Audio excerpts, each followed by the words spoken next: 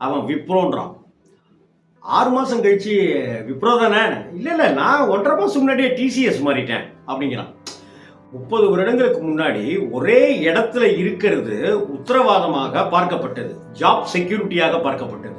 ஆனால் இன்னைக்கு job security அடிப்படையில் இல்லை, பறந்து பறந்து தவி தவி போகிறதுல தான் அவனுடைய எதிர்காலம் இருக்குன்னு இன்னைக்கு கால ஓட்டம் மாறி இருக்கு.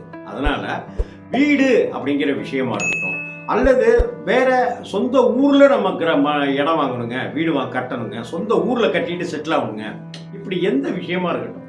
ஆனா வீடுங்கிறது தாங்க இந்த உலகத்துல இருக்கிற எல்லோருக்குமான மிக முக்கியமான கனவு. நீங்க மெட்ராஸ்ல நீங்க திருச்சியில இருந்தோ, திருவண்ணாமலையில இருந்தோ, திருநெல்வேலியில இருந்தோ, தூத்துக்குடியில இருந்தோ, மாயவரத்துல இருந்தோ, செம்பனார் கோவில இருந்தோ நீங்க சென்னைக்கு வேலைக்கு வந்துட்டீங்கன்னு வைங்களேன், உங்களை உங்க சொந்தக்காரங்க பார்த்து